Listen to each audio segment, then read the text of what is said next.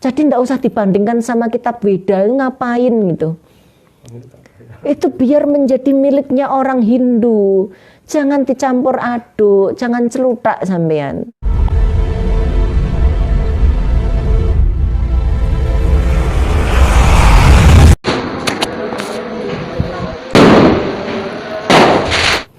Assalamualaikum warahmatullahi wabarakatuh. A'udzubillahi minasyaitonirrajim. Bismillahirrahmanirrahim. Asyhadu an la ilaha illallah wa asyhadu anna Muhammadar Rasulullah. Allahumma sholli ala sayyidina Muhammad wa ala ali sayyidina Muhammad. Alhamdulillahi rabbil alamin. Amma ba'du. Pertama, monggo kita panjatkan puji dan syukur kehadirat Gusti Allah Subhanahu wa taala yang sudah melimpahi kita karunia yang luar biasa. Salah satunya adalah kita bisa berkumpul pada malam hari ini virtual. Nah, sekarang kumpul-kumpul virtual. Mudah-mudahan ini menjadi anugerah, menjadi berkah bagi kita semua. Amin ya rabbal alamin. Monggo sareng-sareng kita syukuri dengan hamdalah bersama-sama. Alhamdulillahi rabbil alamin. Tak lupa salam dan sholawat sumonggo kita haturkan kepada junjungan kita Nabiyina wa qurrati a'yunina Sayyidina wa maulana Muhammadin sallallahu alaihi wasallam, yang senantiasa kita cadang syafaat beliau semenjak terciptanya dunia ini, hari ini hingga di dunia yang akan tiba. Mudah-mudahan dengan syafaat Kanjeng Nabi kita semua bisa gemberutuk rame-rame masuk surga, selamat dari neraka, serta mendapatkan ridho ilahi. Amin amin ya rabbal alamin. Ini sahabatku semua, saudara-saudara, minta maaf jadwalnya mundur panjang sekali nggih. Mundurnya agak panjang. Tadi kita habis mendapatkan barokah. Ada sahabat dari Lazisnu, ranting kami di sini. Ini ternyata ranting kami ini istimewa. Lazisnu kalau yang di PAC niku di Kabupaten Kendal, kalau yang saya tahu niku mengusahakan sembako 300 per PAC lah. Ini ranting kami ini menyelenggarakan 350 paket sembako untuk masyarakat yang membutuhkan. Nah, tadi napa niku yang jadi petugas Lazisnu itu teman SD saya dulu. Alhamdulillah bolonin dewe, orang kita juga wong gitu galo. Nah, ini sempat ada beberapa yang kita bahas, enggak cuma masalah sembako ternyata. Tadi juga masalah napa niku perkembangan masjid, kemudian ada juga tadi perkembangan Ibnu IPPNU, kemudian ada beberapa lainnya juga. Terus termasuk tadi napa nggih zakat mal nggih untuk dan lain-lain. Mumpung ketemu niki pas beliau lego, kita juga lego, alhamdulillah. Tadi waktunya memang panjang karena memang harus ada penjelasan-penjelasan yang kalau kita usulkan, usul boleh, tapi kan nggak boleh nyinyir. Jadi harus teratur dan terukur. Ngoten niku. Alhamdulillah tadi bisa diterima, mau ditindaklanjuti beberapa poinnya. Mudah-mudahan mohon bantuan doanya nggih supaya program-program kami di sini untuk NU dan ke NU-an bisa diterima dengan baik, bisa membawa manfaat dan barokah bagi kita semua. Amin ya rabbal alamin. Langsung saja kita masuk ke pengajian. Tapi ini ngaji dulu. Ngaji itu maca Quran, maca manaqib, maca hadis, membaca qaul ulama.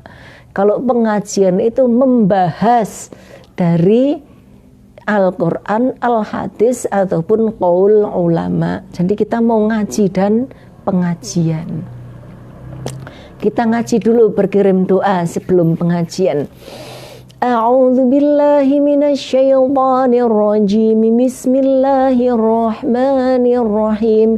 Ila hadratin nabiyil mustafa rasulillahi sallallahu alaihi wasallam wa ala alihi wa ashabihi kulluhum ajma'in wa man tabi'ahum bi ihsanin ila yaumiddin.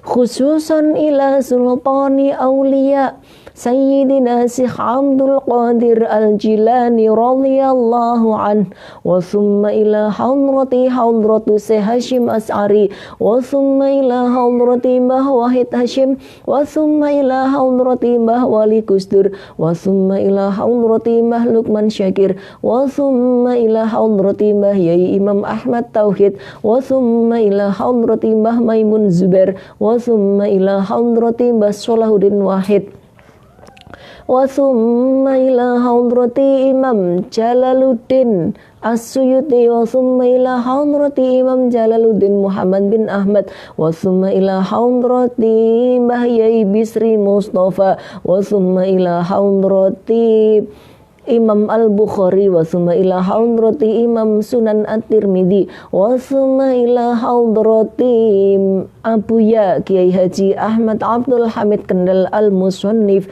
wa azwajihim wa dhurriyyatihim wa furu'ihim wa silsilatihim wa muhibbihim wa muridihim syai'un lillahi lana wa lahumul Fatihah. A'udzu billahi minasyaitonir rajim. Bismillahirrahmanirrahim. Alhamdulillahi rabbil alamin arrahmanir rahim maliki yaumiddin. Iyyaka na'budu wa iyyaka nasta'in. Ihdinas siratal mustaqim. Siratal ladzina an'amta 'alaihim ghairil maghdubi 'alaihim waladdallin.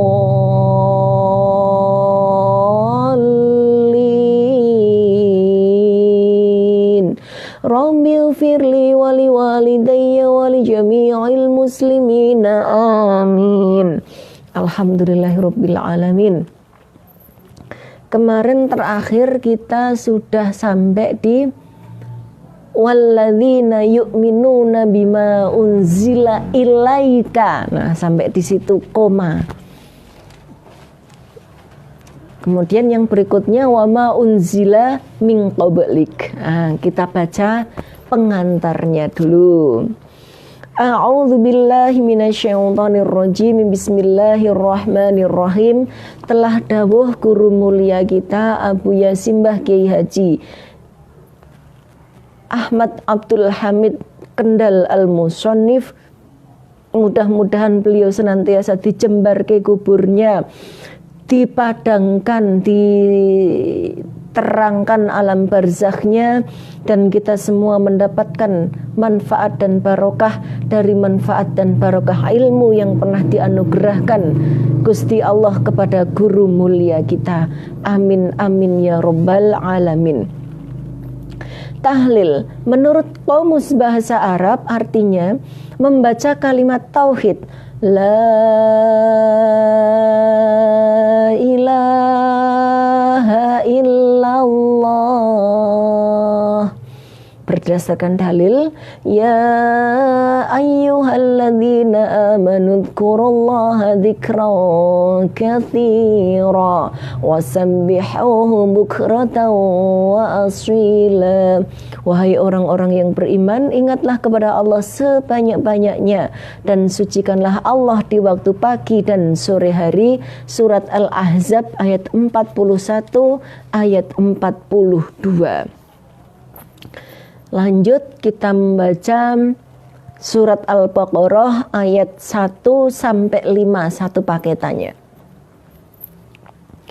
A'udzu billahi minasyaitonir rajim. Bismillahirrahmanirrahim. Alif Lam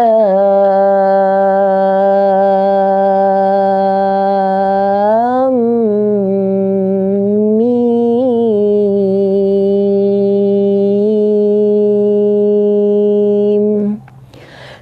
Dzalikal kitabu la raiba fihi hudal lil muttaqin alladzina yu'minuna bil ghaibi wa yuqimuna sholata wa mimma razaqnahum yunfiqun walladzina yu'minuna bima unzila ilaika wa ma unzila min qablik wa bil akhirati hum yuqinun ulaika ala hudam min rabbihim wa ulaika humul muflihun. Shadaqallahul azim. Kemarin kita membaca ciri-ciri al-muttaqin adalah 1.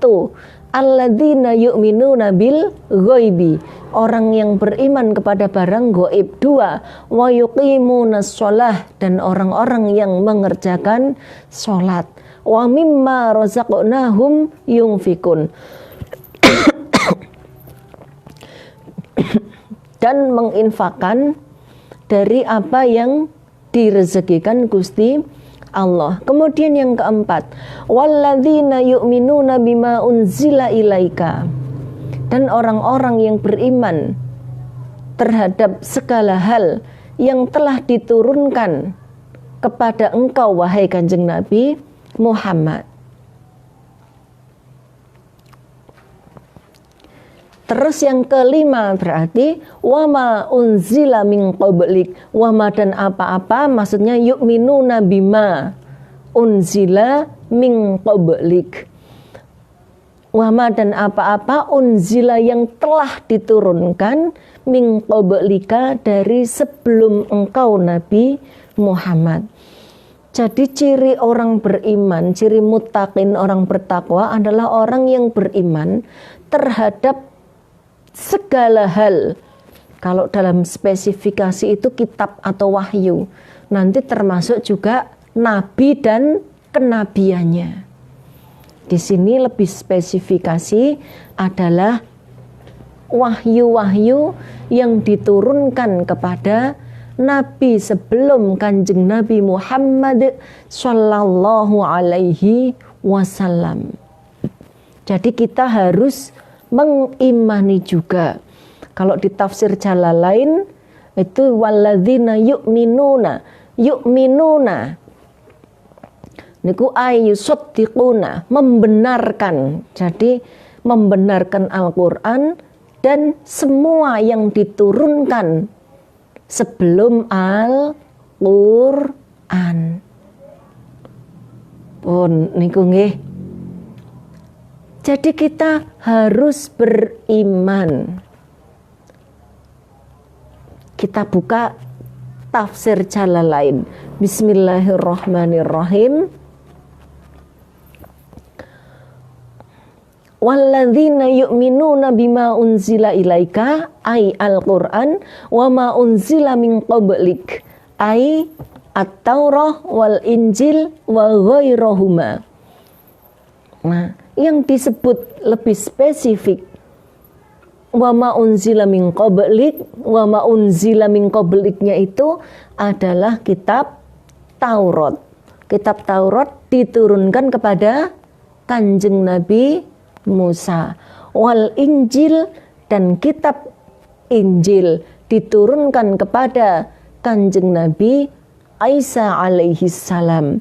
Wa ghairahuma, dan selain keduanya. Nah, niki di tafsir Jalalain ditulisnya seperti itu. Wa ghairahuma, dan selain keduanya, apakah ada? Ada. Napa kitabnya?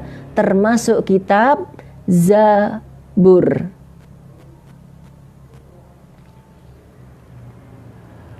Kitab Zabur diturunkan kepada Sayyidina wa Maulana Kanjeng Nabi Daud alaihi salam. Oh, niku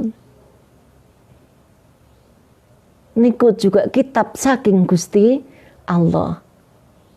Niku berupa kitab, ada yang berupa lembaran-lembaran.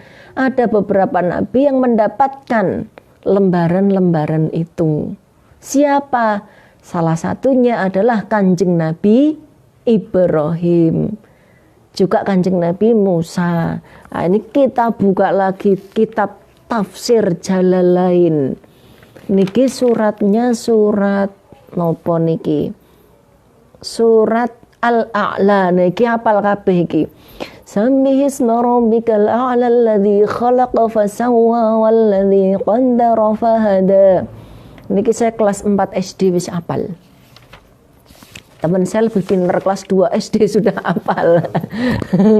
Jadi di sini kalau orang apal-apal kayak gini ini biasa. Nah, kalau wah keren ya kelas 4 SD hafal. Alhamdulillah, saya baru tahu kalau saya keren itu setelah tua. Bergaul dengan banyak orang, malah kita alhamdulillah loh ternyata di tempat saya dulu ini biasa. Yang lebih dari saya banyak. Begitu kita tua, bergaul dengan banyak orang, ternyata masih banyak saudara-saudara kita, teman-teman kita yang baru sempat ngaji setelah dewasa. Ngaten dadi ketoke kelihatannya kayak kita gitu. Padahal kalau bandingin sama yang lainnya di sini ndak ya. Nah, niku. Nah, itu di surat Al-A'la 2 ayat terakhir itu kan ada bunyinya inna hadza lafis suhufil ula suhufi Ibrahim wa Musa. Kalau kita di santri gitu, pesantren diajarkan menjawab alaihimussalam. Dan semoga atas beliau-beliau itu keselamatan, kedamaian dari Gusti Allah.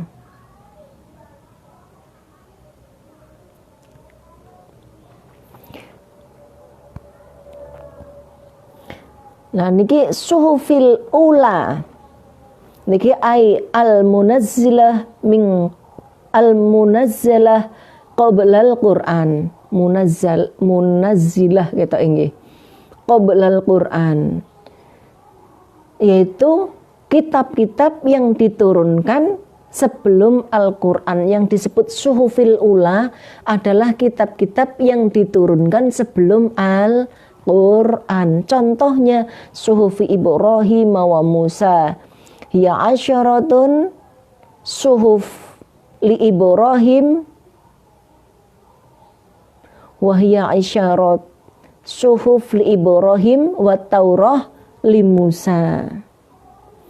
Hanya suhuf niku buat Kanjeng Nabi Ibrahim dan Taurat buat Kanjeng Nabi Musa. Tapi ada juga ulama yang menjelaskan bahwa Kanjeng Nabi Musa itu istimewa karena double plus, dapat suhuf dan dapat kitab. Bener mana? Yang bener Nabi Musa. Sing salah, sing nyalah-nyalahke wong ngaji. Ngoten niku. Udah bener semua. Nah, di sini kita bisa menyimpulkan bahwa kita juga harus mengakui kitab-kitab yang diturunkan Gusti Allah kepada umat sebelum kita. Ngoten nggih. Jadi kita ini, apalagi kita percaya bahwa Kanjeng Nabi Muhammad sallallahu alaihi wasallam niku khotamul anbiya wal mursalin.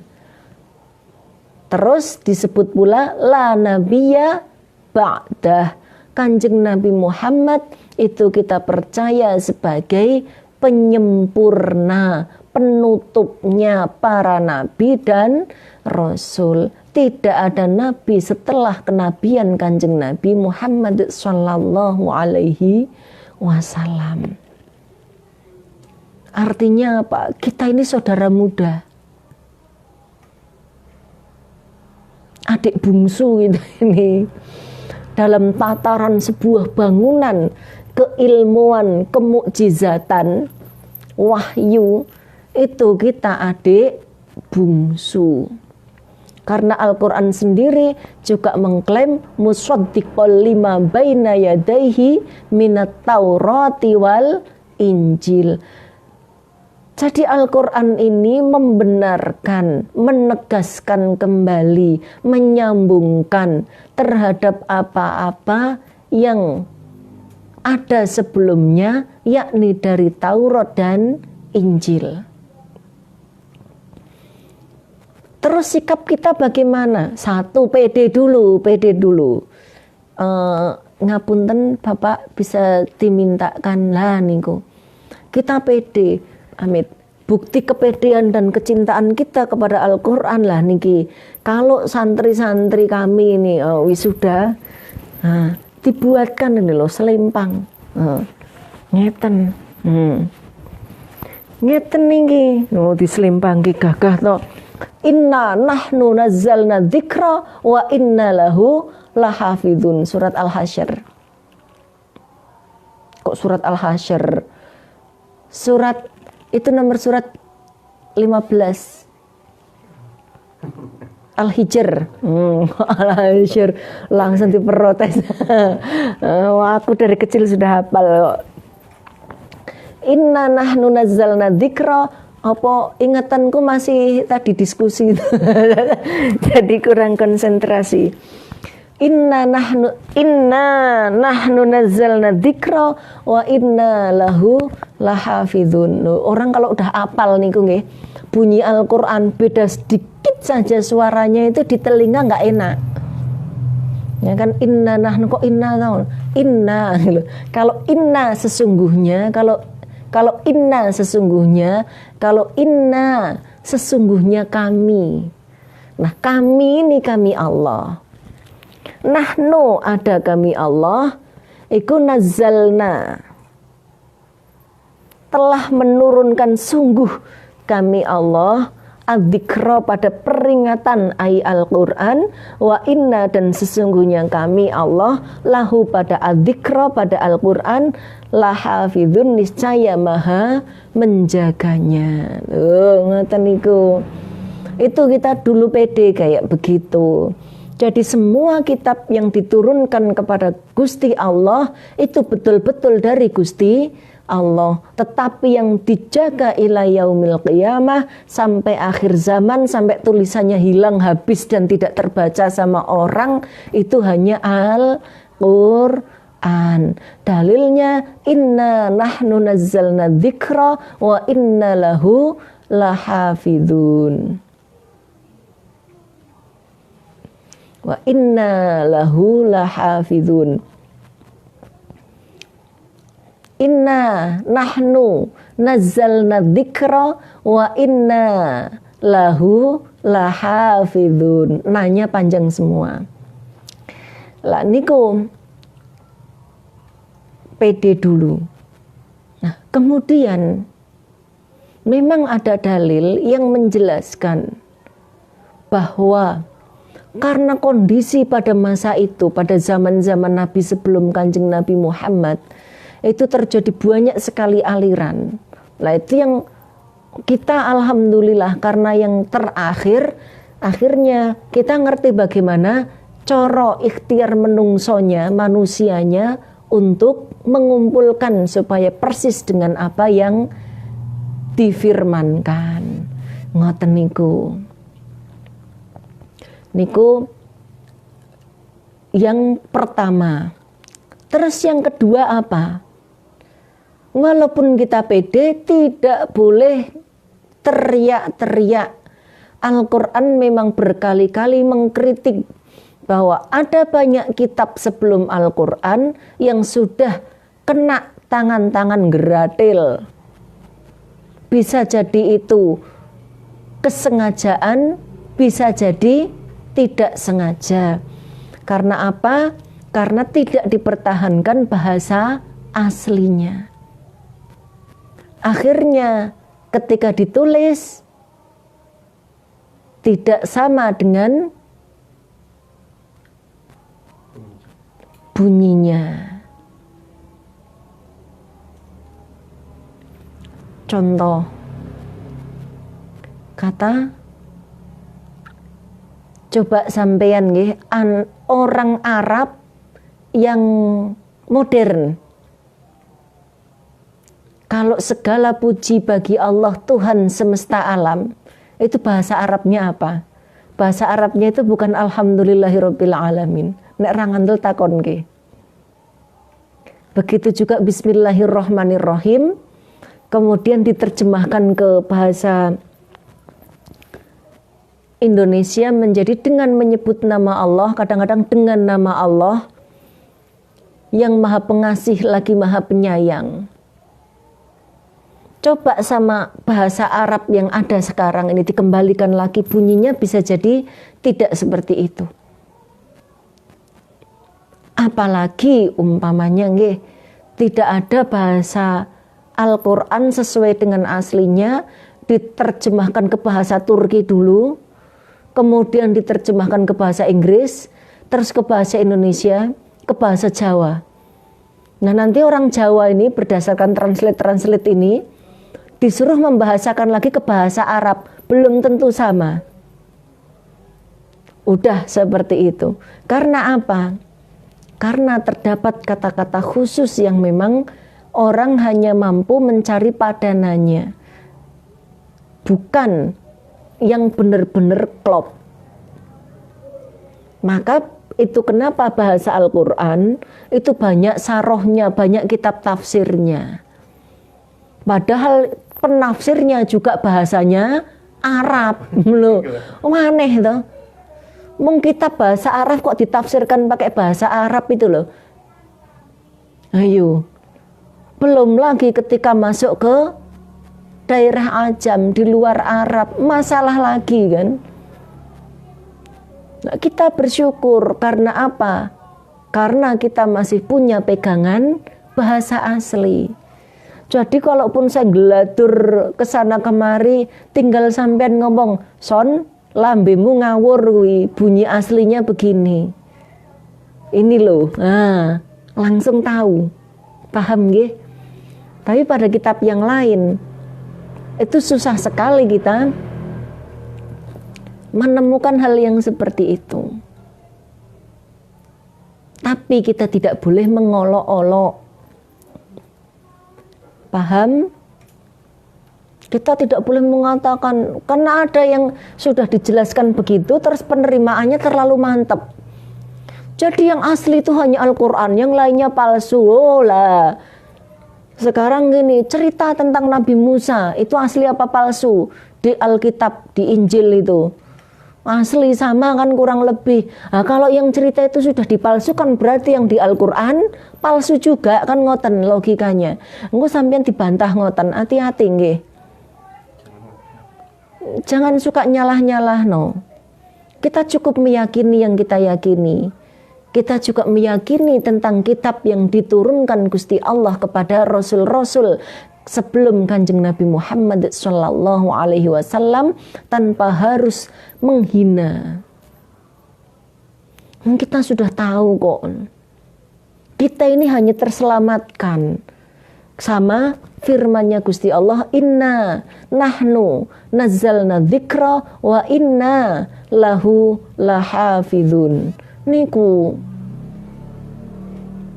karena umat-umat sebelum umatnya Rasulullah niku sudah dikasih tahu tuh kita, ala inna hadhil millata ala inna man qablahum minal yahud, ala inna man qablakum minal yahud iftaraqu ala ihda aw sintaini wa sab'ina millah. Ngoten. Ingatlah, orang-orang sebelum kalian, yaitu orang-orang Yahudi, terpecah menjadi 71-72 golongan. Wa innan nasara iftaraqu ala ihda aw sintaini wa sab'ina millah. Dan orang-orang Nasrani itu juga terpecah menjadi 71-72 golongan. Milah niku malah kadang-kadang disebutkan sebagai agama loh, bukan aliran loh. Terus apa sabda Rasulullah tentang umatnya sendiri? Wa inna hadhil millata sataftariqu ala salasin wa sab'in sintani wa sab'una finnar wa wahidatun fil jannah. Umat ini akan terpecah menjadi 3 golongan. Lo malah lebih banyak lagi pecahannya. Orang Islam itu 72 masuk neraka, 1 golongan masuk surga. Waman hiya ya Rasulullah, nah, gitu. Yang satu niku nopo ya Kanjeng Nabi ya. Dijawab sama Kanjeng Nabi, Ahlus Sunnah wal Jamaah. Maka dulu waktu ulama-ulama NU untuk Islam itu harus Ahlus Sunnah wal Jamaah. Oh, langsung diunek-unek ke kiai-kiai sama wong ra iso ngaji. Oh, kiai NU ki ngawur. Mana dalilnya? Islam itu hanya satu dalilnya. Wa ma arsalnaka illa rahmatan lil alamin. Jadi dalil itu sudah dipakai dari zaman dulu loh buat ngelabrak ulama kita. Jadi Islam Ahlus Sunnah wal Jamaah itu hanya hayalannya ulama NU. Tidak ada dalilnya. Yang ada dalilnya adalah Islam rahmatan lil alamin. Gagah loh. Lama-lama kitabnya sudah diterjemahkan. Bukhari ini kan ada di Bukhari sama Sunan At-Tirmidzi. Diterjemahkan petuk gitu. Lama-lama kaget dia. NU itu bukan Ahlus Sunnah wal Jamaah, tapi Ahlul Bid'ah wad Dhalalah. Kamilah Ahlus Sunnah wal Jamaah. Amnesia dia. Jadi wes biasa. Saya ngaji dari kecil jadi sudah tahu. Zaman saya kecil dulu orang yang ngaku Ahlus Sunnah wal Jamaah cuma NU. Kalau enggak NU enggak ada yang berani mengatakan itu. Karena mengatakan Ahlus Sunnah wal Jamaah dilabrak nganggo dalil Islam rahmatan lil alamin. Maka sampean enggak usah heran kalau Al-Qur'an yang surat wa ma arsalnaka illa rahmatan lil alamin itu juga dibuat ngelabrak Islam Nusantara. Itu dulu sudah pernah dipakai untuk ngelabrak Islam Ahlus Sunnah wal Jamaah. Saya ngaji sudah 35 tahun, Mean. Enggak usah. Enggak, itu orang terkenal. Jadi saya sudah mengikuti sejak 35 tahun yang lalu. Saya masih kecil. Oh, ngoten niku.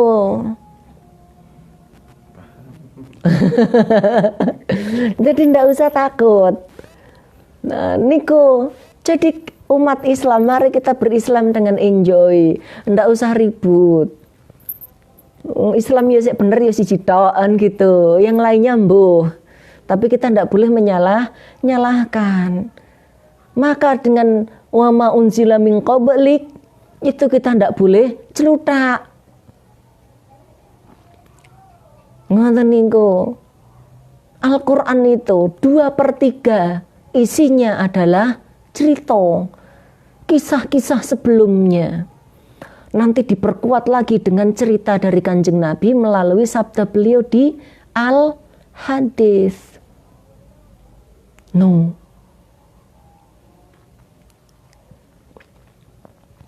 Di Al-Quran ada cerita tentang Kanjeng Nabi Ibrahim. Ninggon Alkitab ya ono. Apa sampeyan ngomongin palsu ngono iku? Jadi hati-hati. Pembahasannya nggih. Nanti ada sabda Kanjeng Nabi tentang Kanjeng Nabi Dzulkifli. Ceritanya Kanjeng Nabi Dzulkifli niku ono mirip-mirip mempernya sama Siddhartha Gautama. Gue heker meneh.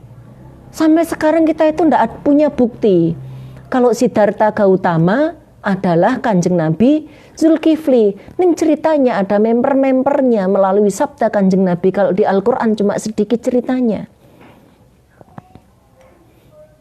Tapi ya jangan membabi buta langsung diklaim kalau itu begini ya, lama-lama orang Buddha ya jengkel nanti. Gitu.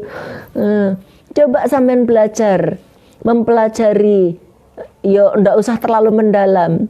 Ada kisah Kanjeng Nabi Ibrahim alaihi salam, lah kok mirip sama ceritanya Dewa Brahma. Ya ora usah diklaim kalau iku padha wonge. Mirip-mirip gitu. Nanti ada cerita Israiliyat tentang Samson, yang gagah perkasa itu. Di hadis ada namanya Sam'un al-Ghazi.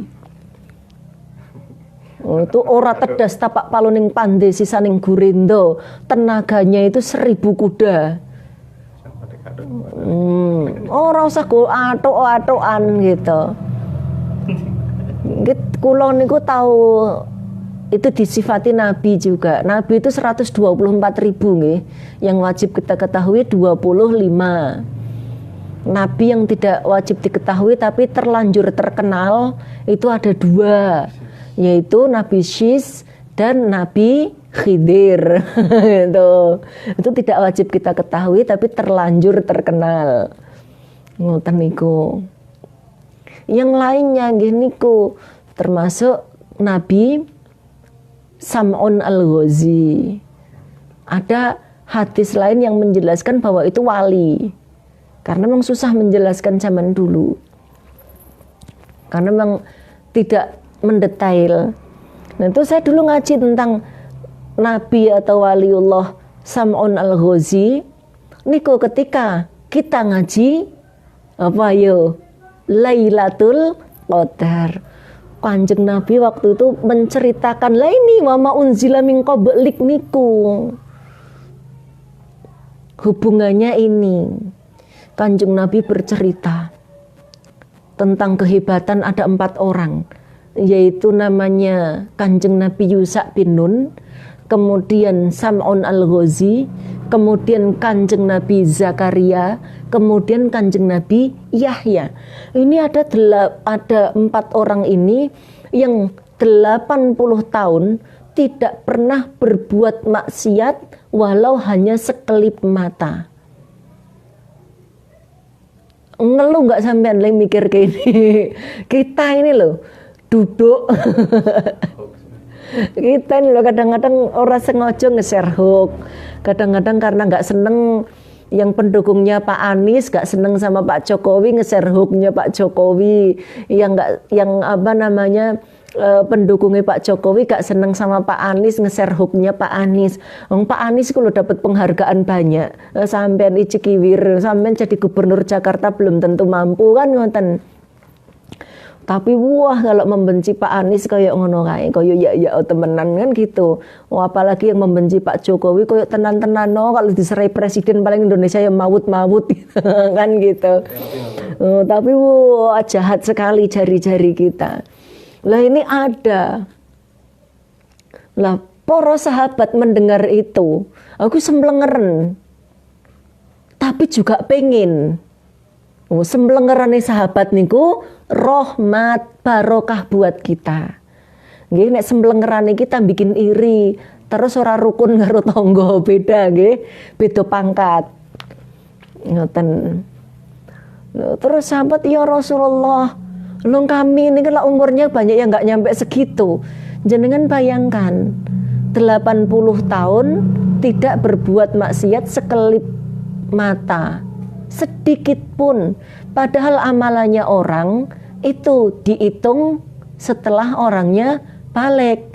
Jadi kalau orang balik 15 tahun enggak maksiat 80 tahun, Mbah Maimun Zubair mawon mboten nutut ilmu napa niku usianya. Hadratus Syekh Hasyim Asy'ari saja tidak nutut ilmunya. Imam Asy-Syafi'i saja tidak nutut usianya. Apa meneh awake dhewe? Ya Rasulullah, terus bagaimana kalau kami pengen seperti itu? Nah, kemudian Kanjeng Nabi memberitahu tentang Lailatul Qadar, keturunan ayat surat Al-Qadr. Lailatul Qadri khairum min alfi syahr. Nah niku loh, irinya sahabat itu barokah buat kita. Irimu keplak-keplakan sama tonggo beda, bukan level nggih. Nah itu niku wa ma unzila min qablik.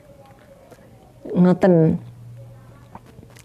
Bagian dari itu. Jadi jangan suka nuding-nuding agama lain, karena cerita-cerita itu juga ada.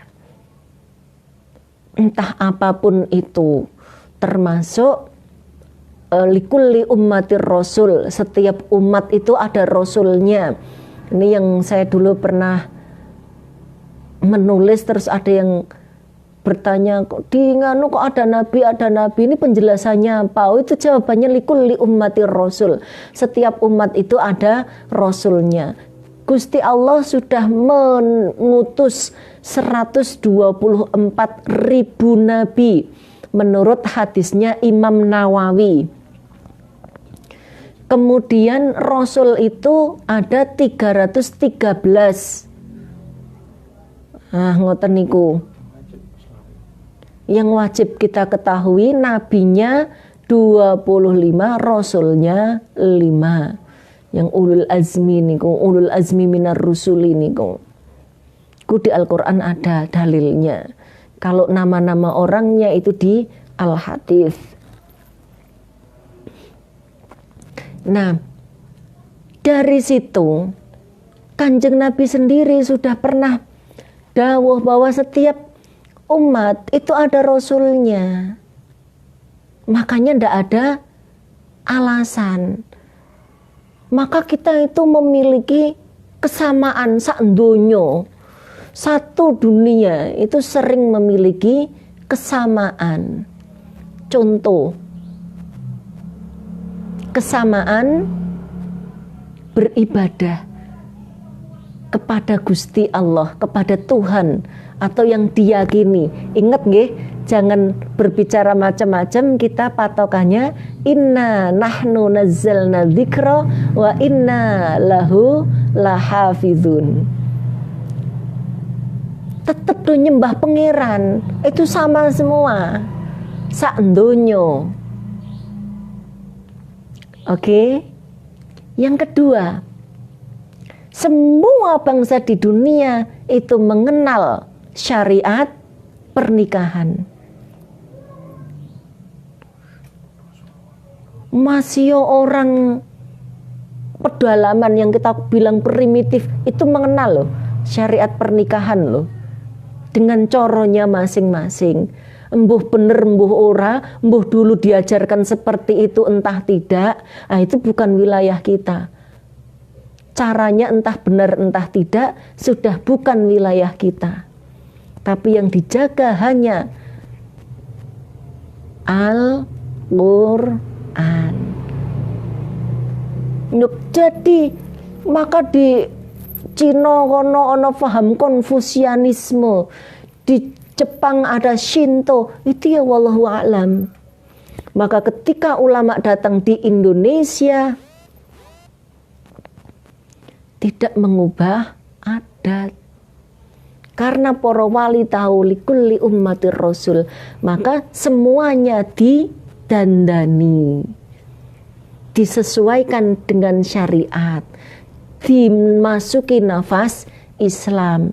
Sebagaimana zaman dulu tawaf itu sudah ada sejak Kanjeng Nabi Ibrahim, diteruskan Kanjeng Nabi Ismail. Setelah itu bangsa Quraisy tidak punya nabi, tidak pernah keturunan nabi, jadi kepaten obor kenabian, sudah nggak ngerti syariat. Ayo ngerti nih muter-muter Ka'bah, terus lama-lama berhayal-hayal sendiri. Wudu, karena mereka khawatir wudu itu telanjang bulat, yang bunder ya telanjang bunder, yang kotak ya telanjang kotak, telanjang bulat. Karena punya hayalan, takut kalau pakaiannya itu haram. Artinya dia tahu kalau Baitullah niku tempat suci. Oh lama-lama karena orang berdoa itu tidak terlalu banyak yang 100% dikabulkan langsung sama Gusti Allah. Akhirnya mulai macam-macam patung. Ngoten niku. Begitu Kanjeng Nabi datang, enggak nyalah-nyalahkan. Bukan Ka'bah rubuhkan, mboten begitu, ganti anyar, enggak kan? Tawaf mansuh, mboten, didandani. Iku patung-patung itu kalau cuma patung biasa ya emang gue pikirin ibaratnya begitu. Tapi patung itu ternyata dijadikan sarono nabrak dosa rohani, maka patung-patungnya disingkirkan, Ka'bahnya tidak direnovasi walaupun salah bentuknya. Jadi jenengan jangan keliru loh, Ka'bah di zaman Rasulullah itu bentuknya sudah tidak sama dengan semula. Karena apa? Karena ketika umurnya Kanjeng Nabi 35 tahun itu terjadilah banjir yang merobohkan Ka'bah. Pada saat yang sama terjadi paceklik. Akhirnya orang Arab niku membangun Ka'bah, Hijr Ismailnya kejauhan, makom Ibrahimnya kejauhan karena lebih kecil dari yang seharusnya. Sama Kanjeng Nabi nggak pernah tuh dimansuh, nggak pernah dirobohkan, nggak pernah, oh ini ora bener ini ya gitu. Padahal Kanjeng Nabi kalau mau merobohkan, mau melurus-luruskan sesuai dengan yang bangunan sebelumnya, ya bisa. Wong Kanjeng Nabi sudah pernah lihat yang sebelumnya, gitu. Ayo, wong itu kejadiannya umur 35 Kanjeng Nabi itu kalau dengan biasa baca manaqib tahu. Nanti setelah umur 35 ketika Kanjeng Nabi mempersatukan kaumnya lah itu biasanya Habib Syekh yang itu syiiran niku 35 tahun mempersatukan umat. Nah, ngaten niku. Itu konon gubahannya Habib Rizik Saduran nggih, bukan gubahan. Syair napa?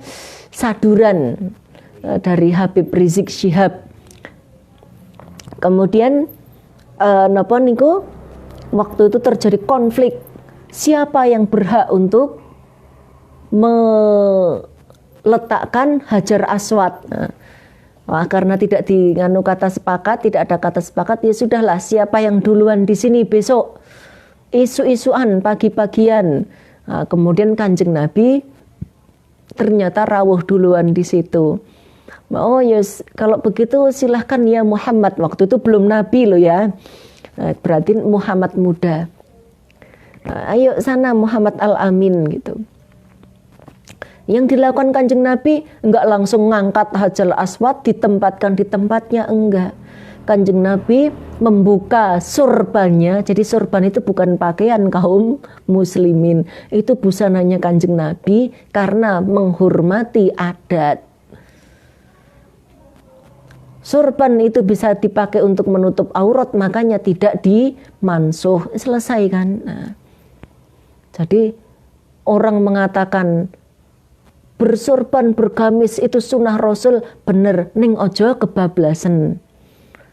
Karena yang membedakan Abu Jahal dan Rasulullah niku bukan di pakaiannya, tapi di akhlaknya. Ngoten niku. Menurut guru mulia kita Simbah Kiai Haji Mustafa Bisri Rembang. Kembali lagi setelah diletakkan Hajar Aswad di tengah-tengah surbannya Kanjeng Nabi, kemudian Kanjeng Nabi meminta masing-masing ujungnya diangkat oleh kepala suku masing-masing, kalau nggak salah 9 orang, diangkat bersama-sama sampai di depan tempat untuk Hajar Aswad. Setelah itu diambil sama Kanjeng Nabi, diletakkan sehingga seluruh bangsa Quraisy waktu itu bersatu. Wah, ngoten niku. Artinya apa? Dan setelah Kanjeng Nabi mendapat risalah kenabian sampai peristiwa Fathul Makkah, sampai beliau wafat, tidak pernah mengubah bentuk Ka'bah. Pun ngoten niku. Zamannya Umayyah, wah, geger, Ka'bah robohkan, kembalikan bentuk semula. Nah, karena apa? Karena ada yang usianya kurang lebih sama dengan Kanjeng Nabi atau lebih muda. Artinya waktu dia kecil masih melihat Ka'bah yang sebelumnya. Ka'bah yang asli itu sudah roboh. Kena banjir Nabi Nuh, gitu Ka'bah yang asli. Nah, setelah itu dibangun lagi sama Kanjeng Nabi Ibrahim. Kemudian roboh lagi, dibangun lagi waktu kerajaan Gohton apa itu. Nah, terus pas peristiwa Kanjeng Nabi niku, begitu Umayyah runtuh, ganti kerajaan Abbasiyah. ganti lagi. Setelah itu zamannya Sultan Harun ar-Rasyid kalau nggak salah. Nah, Abbasiyah Abbasiyah yang sebelumnya niku kan Mu'tazilah niku ngeruntuhkan Ka'bah juga niku. Ganti seperti yang sekarang niku. Kemudian zamannya Sultan Harun ar-Rasyid, Ka'bah itu mau diruntuhkan, mau direnov kembalikan yang kayak dulu lagi. Kemudian disuratilah Sultan Harun ar-Rasyid sama Imam Malik. Wahai sultanku, kalau Ka'bah ini setiap penguasa berlomba-lomba meruntuhkan terus direnovasi, nanti muruahnya hilang. Karena Ka'bah itu tidak lebih dari proyek pemerintah. Cik mending gawe dalan tol nek zaman sekarang daripada ngrubono Ka'bah. Wis to. Ngoten. Nah akhirnya terus oh iya betul. Nah akhirnya Ka'bah dibiarkan sampai sekarang niku. Itu peninggalannya dari zaman sebelum Sayyidina Harun ar-Rasyid. Mungkin kalau direnovasi sedikit-sedikit. Itu kenapa Hijr Ismail sama Ka'bah itu jauh sekali. Jadi jenengan kalau bisa nyerobot masuk, nggak bisa masuk ke Ka'bah, sholato di lingkungannya Hijr Ismail itu sebenarnya masih di dalam Ka'bah. Ngaten. Kalau mau berdoa juga begitu. Berdoa di dalam Hijr Ismail itu insya Allah itu di dalam Ka'bah. Mustajabnya kita yakin pasti mustajab biidnillah. Nah niku. Nah berkaitan lagi dengan wa ma unzila min qablik, maka kita kemudian harus hati-hati. Jangan menuduh-nuduh. Kenapa? Karena 2/3 isi Al-Quran itu sama dengan kitab-kitab sebelumnya. Itulah pula kenapa salah satu jawaban menurut tafsir ulama, Rasulullah tidak pernah menjelaskan kenapa Rasulullah niku cerita hidupnya dramatis. Baru di kandungan bapaknya meninggal baru 6 tahun, ibunya meninggal, 8 tahun kakeknya meninggal, kemudian 12 tahun ditinggal kakeknya, ikut pamannya nggih. Nah niku. Kemudian Kanjeng Nabi tidak bisa baca tulis. Kenapa? Salah satunya adalah karena Al-Qur'an itu nanti urusannya wa ma unzila min qablik. Karena ketika orang-orang beragama yang sudah ada sebelumnya nuding Kanjeng Nabi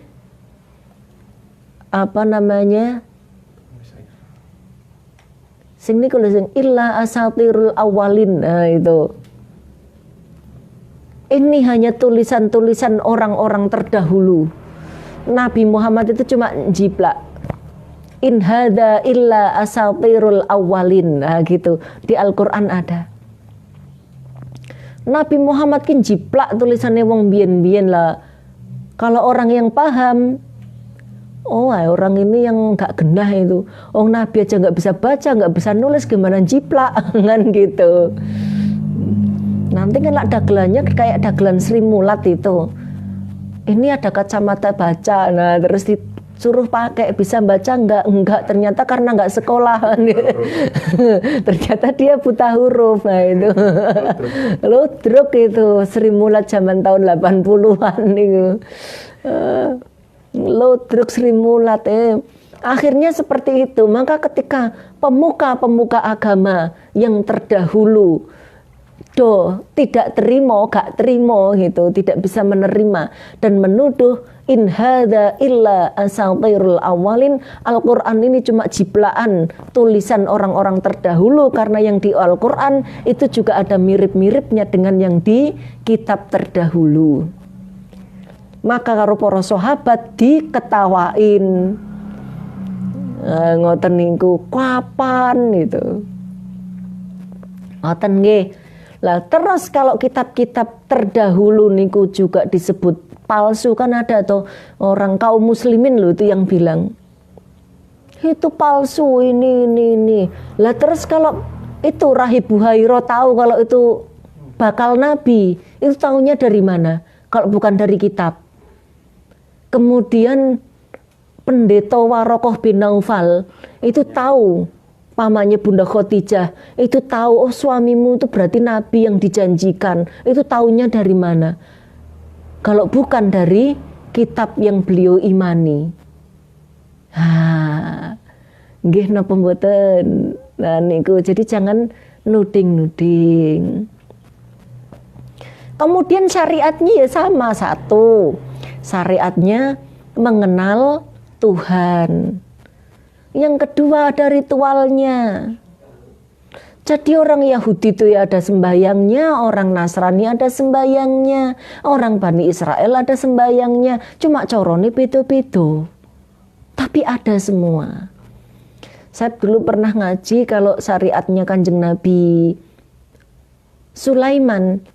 Niku kalau sholat nggak pakai ruku, nggak pakai sujud. Kalau zaman sekarang kita sholat kayak gitu dikira lagi sholat jenazah gitu. Ya kalau Nabi Sulaiman sholat seperti itu ya sah-sah saja. Nah, kita sholat kayak begitu ya tidak sah. Wong kita zaman kenabian Rasulullah Shallallahu Alaihi Wasallam.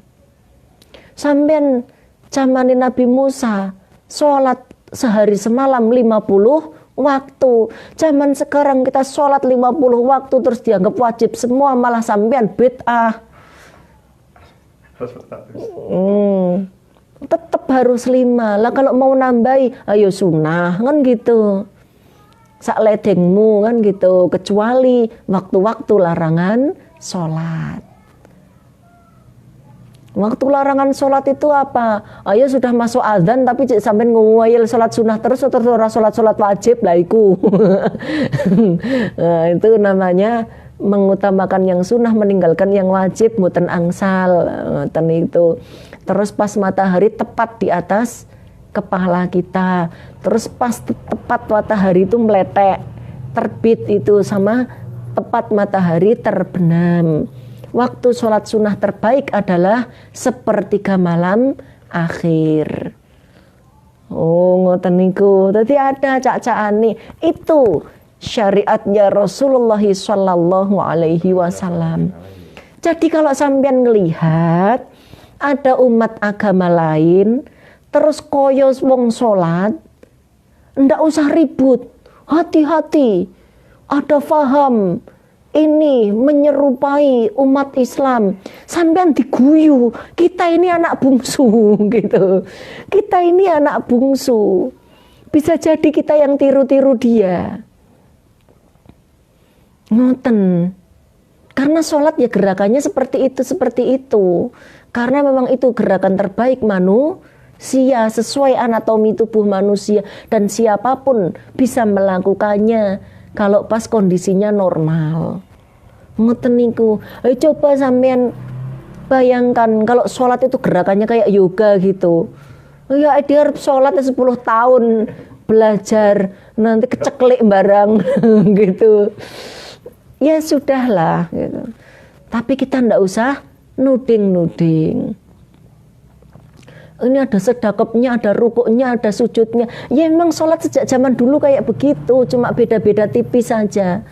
Jadi jangan dipermasalahkan. Justru kita wajib introspeksi diri. Sebagai seorang muslim, sholatku sudah benar atau belum? Kan walaupun mirip juga nggak sama. Coba cara sedekapnya, cara berdirinya, cara sujudnya pasti beda semua. Gitu, bacaannya juga beda. Jadi tidak perlu kita teriak-teriak. Ketika napa niku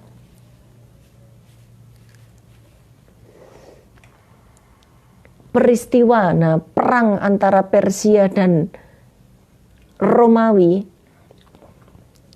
niku Rasulullah meminta sahabat untuk mendoakan kerajaan Romawi. Loh, kenapa ya Rasulullah? Karena kita dengan kaum Romawi itu memancar dari maha cahaya yang sama. Loh, ngoten niku. Rasulullah tidak mengatakan kuwi salah atau benar, tapi memancar dari maha cahaya yang sama.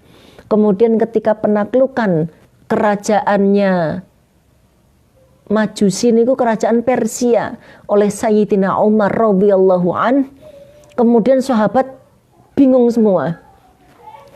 Waduh, itu Sayyidina Sa'ad bin Abi Waqqas, Sayyidina yang lain-lain itu, masih banyak sahabat utama Kanjeng Nabi yang sugeng waktu itu. Bingung. Ini kan kita ini biasanya Yahudi, Nasrani. Itu ahli kitab. Nah, kalau orang Quraisy itu ahlul Makkah, itu masuknya di wal musyrikin. Nah, kalau orang Majusi ki piye gitu. Bingung kan? Terus sowan ke ke Amirul Mukminin Sayyidina Umar. Kemudian orang Majusi karena dia beragama, maka dimasukkan sebagai ahli kitab. Ngoten. Paham nggih? Niku ijtihadnya Sayyidina Umar. Sayyidina Umar tidak memasukkan dia sebagai orang kafir atau sebagai orang musyrik, walaupun orang Persia niku memuja api. Iya, orang Persia yang Majusi itu memuja api, tapi dimasukkan sebagai ahli kitab. Kebijaksanaannya. Kenapa? Karena likulli ummatir rasul. Adapun dia memuja api, berarti itu memang udah ada syariat yang bergeser. Ngoten niku. Tapi sebagai sebuah peradaban lah, ngoten niku. Begitu juga ketika penaklukan Hagia Sophia itu tidak dihancurkan. Dan kita silahkan membaca sendiri bagaimana penaklukan Hagia Sophia itu. Bacanya apa yang aku tidak ngerti. Kemudian ketika Islam masuk ke India, ke daerah Agra niku, bagaimana tidak ada gitu yang ribut. Ketika Afghanistan dimasukin kaum muslimin, ya di sana situs-situs masih aman, baru setelah zaman Taliban itu remuk semua itu. Nah, ngoten niku.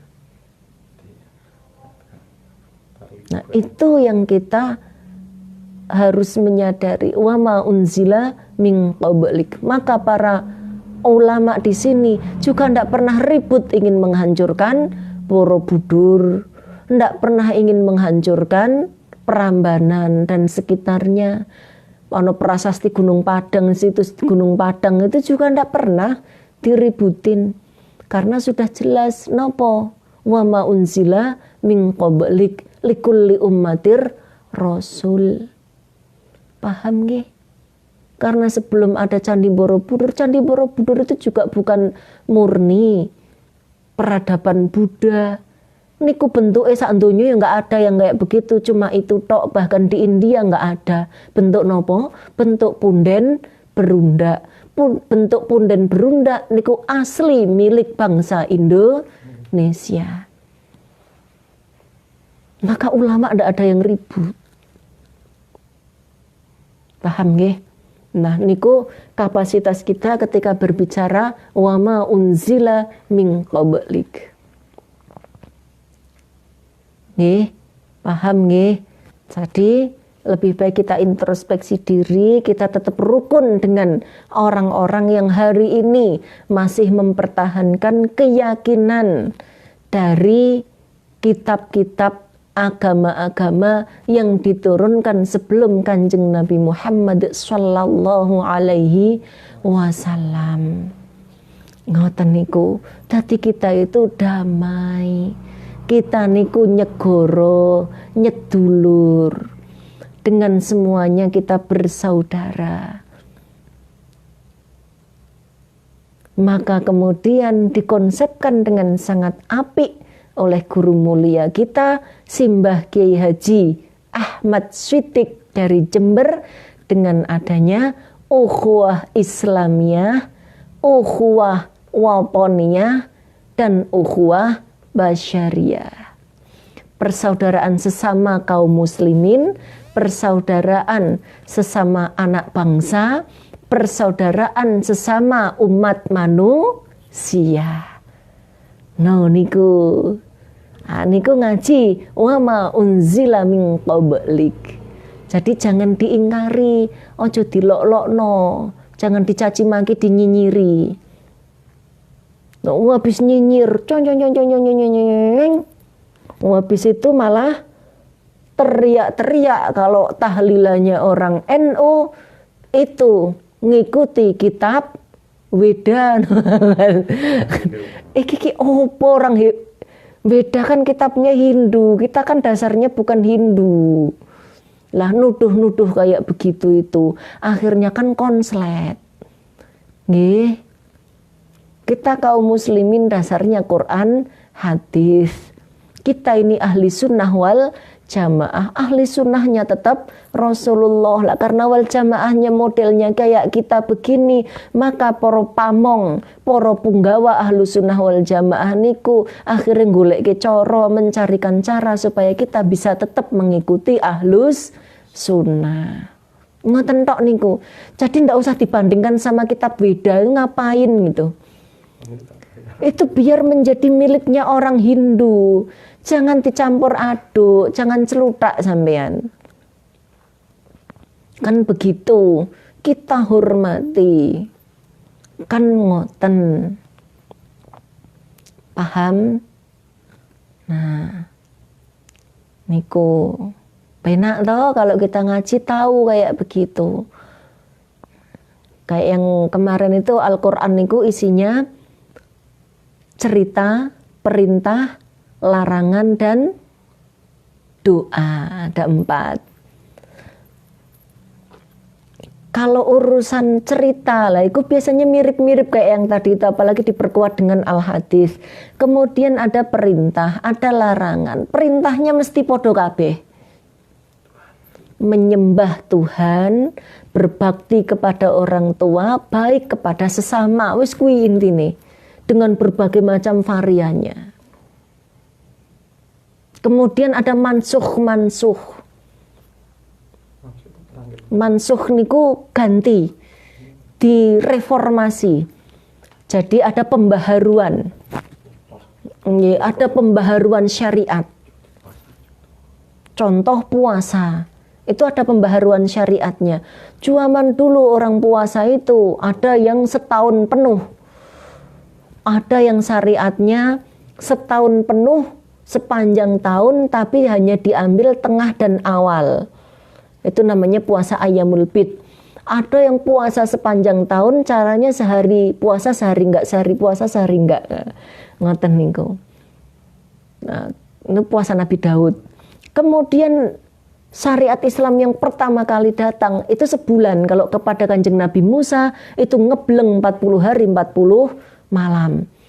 Enggak boleh sikat gigi. Itu hukumnya haram. Kan enggak kuat sendiri nih orang kalau udah biasa bersih 40 hari 40 malam ngebleng, enggak boleh sikat gigi barang itu kan kita pusing dengan bau mulut kita sendiri. Nah itu terus dimansuh sama Rasulullah SAW, diberlakukan kepada sahabat. Nah itu boleh makan, boleh apa saja dari mulai tung adzan maghrib sampai tung adzan isya. Syariat yang pertama begitu. Poro sahabat, tapi umatnya Rasulullah nggih ngoten niku. Ada yang kuat, tapi banyak yang geblak, termasuk Sayyidina Umar kobongan dalam tanda petik. Kobongan itu begitu adzan siang niku ngelihat istrinya cantik itu mincim-mincim. Begitu tung adzan maghrib terus berhubungan badan dengan istrinya. Terus ketiduran adzan isya. sudah tidak boleh makan, besok kerja. Lah ada yang begitu ternyata nggak cuma Sayyidina Umar, termasuk Sayyidina Abdurrahman bin Auf tumbang gitu. Oh sahabat-sahabat tumbang pripun ya, pripun niki malaikat Jibril lah gitu. Terus akhirnya mulailah niku napa niku syariatnya tung adzan maghrib sampai tung adzan subuh. Nah, jadi khilafnya sahabat tung adzan maghrib. Oh ya. Ya mana boleh buka puasanya tung adzan maghrib sampai tung adzan subuh. Lah puasanya cuma tung adzan subuh sampai tung adzan maghrib tok. Selama bulan Ramadan tok yang wajib. Jadi puasa kita ini puasa paling ringan. Menteri Agama itu ya penak. Setahun sekali. Coba kalau kita puasanya Ayamul Bid. Sebulan 2 kali konferensi pers. Ngurusi puasa. Lebih ruwet lagi kalau puasa Nabi Daud. Gitu. Sehari 2 hari sekali. Mengingatkan umat untuk puasa. Ruwet nah EDW. Maka kita menjadi umatnya Rasulullah Sallallahu Alaihi Wasallam. Kita alhamdulillah. Kalau masih mampu, monggo puasa Ayamul Bid, monggo puasa Nabi Daud, poso Senin Kemis. Oh, ngoten niku. Itu bagian dari wama unzila min qablik yang kewajibannya dimansuh sama syariatnya Rasulullah tetapi tidak diharamkan. Jadi kita tetap boleh sebagai tambahan, ngibadah tambahan. Lho ngoten niku reformasi syariat. Ada lagi syariatnya Kanjeng Nabi Musa sing mungkin kita wis ora usah mungkin pastilah gitu. Sing rodok mengerikan. Jenengan coba lihat niku kalau pas film-film Nabi Musa itu yang garap itu pinter niku. Pakaiannya mesti tambalan kabeh itu. Iya kan? Tahu nggak kenapa? Karena zamannya Kanjeng Nabi Musa, menurut syariat mereka, kalau pakaian yang terkena najis itu dipotong. Jadi bekas yang kena najis ini amitnya umpamanya ini nih kena najis di sini dipotong batasnya atau si tambal. Makanya pakaiannya ting terambal. Nah itu direformasi, dimansuh sama Rasulullah Sallallahu Alaihi Wasallam. Kalau pakaian kena najis cukup dibasuh. Najis ada 3. Itu yang membagi ulama ijma niku raono hadise. Tapi dengan kita menjalani ijma jadinya penak. Karena ada kodifikasi najis kan gitu. Najis itu ada najis mukhafaf. Nah, kalau anak bayi niku yang belum makan nasi niku napa niku muntah lah itu gumoh kalau zaman sekarang cukup dibersihkan. Nah, kalau najis mughaladhah itu hanya 2. Yaitu kena air liur anjing sama kena air liur babi. Cuma di tempat kita alhamdulillah kita tidak pernah ketemu babi kan gitu. Anjing sesekali itu pun jarang kan kalau di kampung kita. Kecuali kalau misalnya ada kaum muslimin tinggal di Bali atau di Manado atau itu agak banyak. Tapi kita juga diajari cara mensucikan. Selebihnya niku najis mutawasitoh. Najis yang sedang-sedang. Niku dikucek sampai hilang aroma, baunya, warna dan wujudnya. Ojo karo rasanya didilat barang. Kadang-kadang itu teman-teman kita kan itu kalau zaman Kanjeng Nabi Musa mboten. Itu pembuat filmnya itu bagus itu. Itu bukan karena miskin nggih. Detailnya bagus. Itu bukan karena miskin tapi karena syariatnya demikian. Ngoten niku. Apalagi zaman sekarang anak-anak muda jomblo-jomblo itu para katoke bolong kabeh, tambalan kabeh zaman sekarang. Oh alah. Ngoten niku. Atau kami ini yang rewang anak kecil banyak, uteng terambal pakaianku. Kadang-kadang anak kita kan sudah makan nasi, kalau digendong masih ngompol, masih apa, itu kan najisnya sudah masuk di najis mutawasito. Pakaian kok bolong kabeh niku.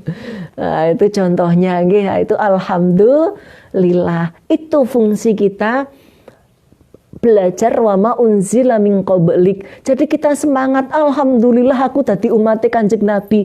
Jadi bukan cuma kita bersyukur tentang syafaat, tapi kita juga bersyukur atas kemudahan-kemudahan syariat. Ngoten niku nggih, sudah kita cukupkan. Besok kita belajar wabil akhiratihum yuqinun. Nanti kita cepatkan hari Rebo mawon nggih, sebelum puasa nggih. Sebelum masuk Ramadan, nanti kita Ramadan ngaji ulang lagi kitab Risalatus Syam. Sekian dari saya, banyak kekurangan di sana sini, mohon dimaafkan. Kekurangan itu semata-mata karena kebodohan saya, kefakiran saya akan ilmu, dan segala kebenaran yang saya sampaikan semuanya berasal dari Gusti Allah Subhanahu wa Ta'ala. Untuk 1 jam seperempat. Niki punjul Tadi mundur 40 menit.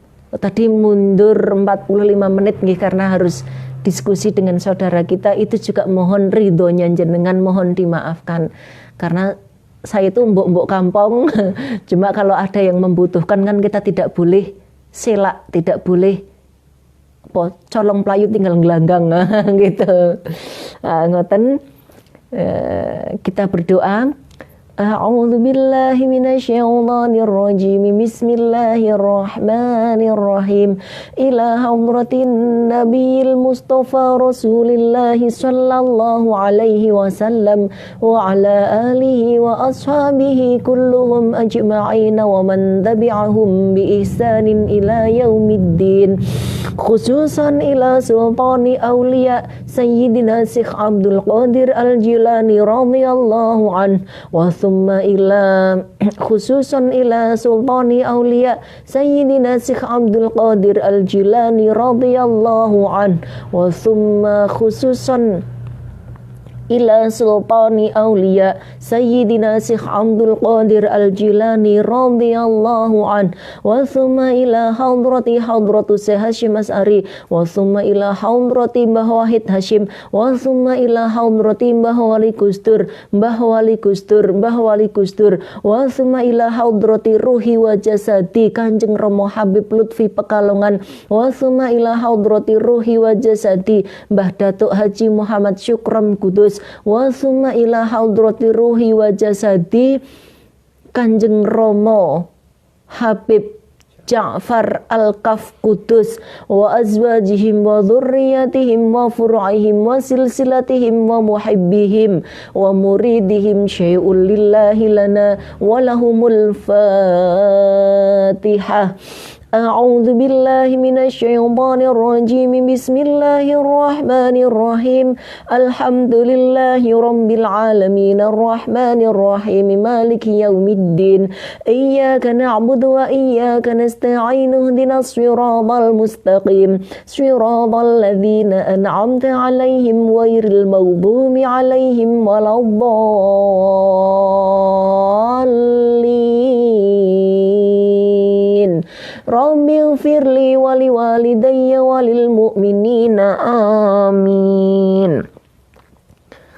Huwallahu Na'udzu billahi as-sami'il 'alim minasyaitonir rajim. Na'udzu billahi as-sami'il 'alim minasyaitonir rajim.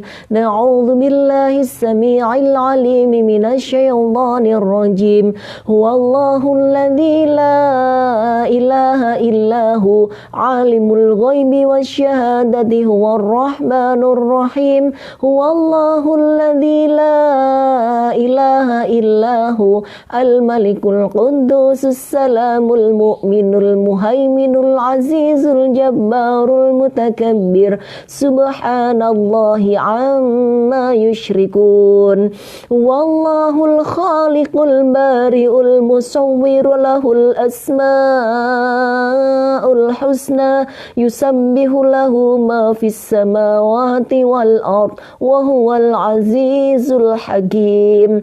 Bismillahirrahmanirrahim. Allahumma dfa' 'anil ghala wal waba war riba waz zina waz zalazila wal mihan wat ta'un wal corona wasu'al fitani ma zahara minha wa ma batan ammal ladzina hadha Indonesia khassah wa man haulana wa man haulahum wa an sa'iri biladil muslimina ammah ya rabbal alamin. Bismillahilladzi la yadurru ma'asmihi syai'un fil ardi wala fis samai wa huwas samiul alim.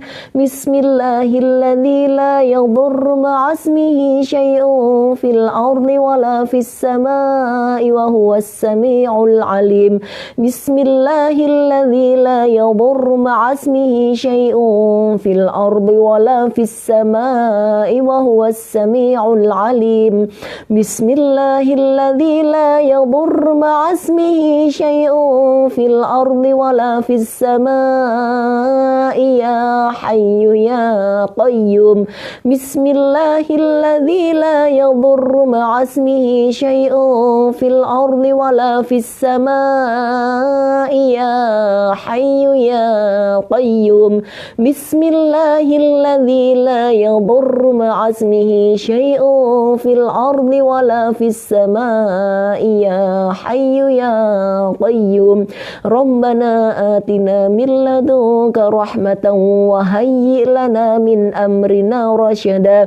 Rabbana atina min ladunka rahmah wa hayyi' lana min amrina rasyada. Rabbana atina min ladunka rahmah wa hayyi' lana min amrina rasyada. Rabbana atina fid dunya hasanah wa fil akhirati hasanah wa qina adzaban nar wa qina adzaban nar wa qina adzaban nar.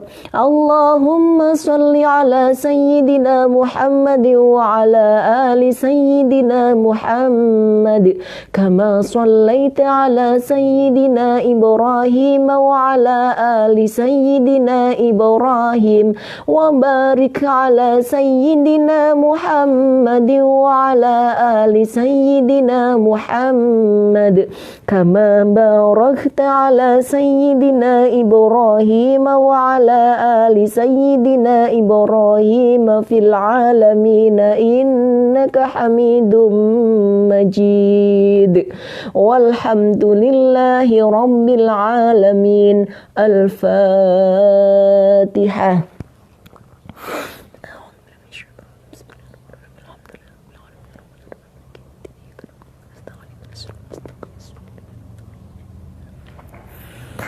Amin amin amin. Istajib du'aana ya Allah, istajib du'aana ya Allah, istajib du'aana ya Allah. Subhanakallahumma wa tahiyyatuhum fiha salam wa akhiru da'wahum 'anil hamdulillahi rabbil alamin. Taqabbalallahu minna wa minkum. Wallahul muwaffiq ila aqwamit thariq. Wassalamualaikum warahmatullahi wabarakatuh.